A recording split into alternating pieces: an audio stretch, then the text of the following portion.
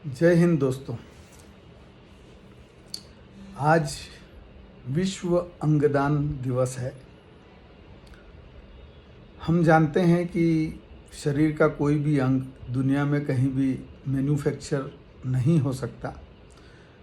हालांकि कुछ उसके अल्टरनेटिव्स बनाए जा चुके हैं कुछ अंगों के, जैसे हार्ट, आर्टिफिशियल हार्ट, परंतु फिर भी जो ईश्वर प्रदत्त अंग हैं उनको कहीं कोई बना नहीं सकता।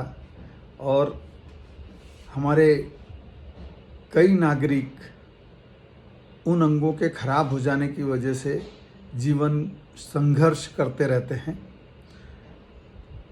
और हमारी मृत्यु के पश्चात या ख़ास तौर पे ब्रेन डेथ होने के बाद, यानी आपका मस्तिष्क जब काम करना बंद कर दे और जब आपका हार्ट यदि चलता रहता है तो जीवन बचने की उम्मीद नहीं के समान होती है। और ब्रेन डेथ व्यक्ति के अंगों को ट्रांसप्लांटेशन या अंग प्रत्यारोपण के हेतु उपयोग में लाया जा सकता है, बशर्ते कि उसको समय रहते ये अनुमति दी जाए। तो दोस्तों, हमारा शरीर ब्रेन डेथ के पश्चात किसी काम का नहीं रहता, परंतु ये कई लोगों को जीवन प्रदत्त कर सकता है।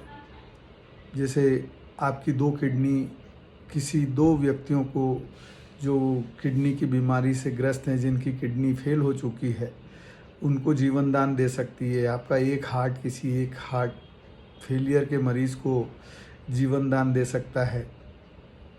आपकी आंखें किसी को रोशनी दे सकती है। आपका लीवर किसी लीवर की बीमारी से जूझ रहे व्यक्ति को जीवन दे सकता है। तो प्रयास करें जहाँ संभव हो हम अपने अंगों को दान करें।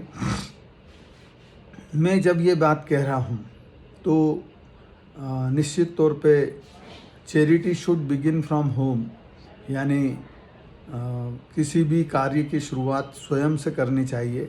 और मैंने अपने सारे अंग अपनी ब्रेन डेथ के पश्चात देने की घोषणा कर चुका हूँ मैं।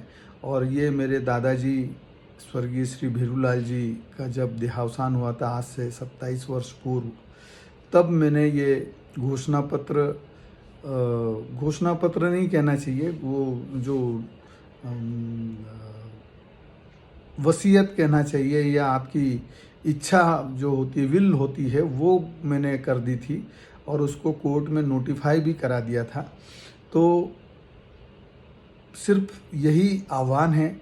मैंने ऐसा इसलिए भी किया था कि हम चिकित्सक किसी दूसरे के शरीर पे अध्ययन करके ही सीखते हैं। मृत शरीर पे जब एनाटॉमी डिपार्टमेंट में डिसेक्शंस होते हैं तो हम किसी दूसरे मृत व्यक्ति की देह पर ही अपने सीखने की प्रक्रिया को परफॉर्म करते हैं।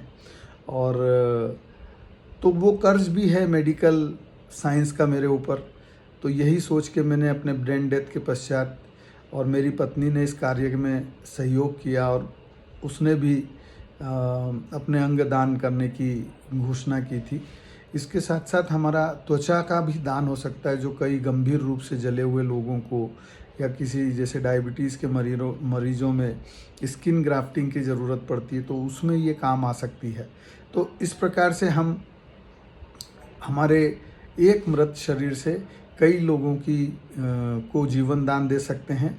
और यहाँ कहना ये चाहूँगा कि जैसे हम लोग सिर्फ पैसे से ही सेवा नहीं कर सकते, मरने के बाद भी हम समाज सेवा कर सकते हैं।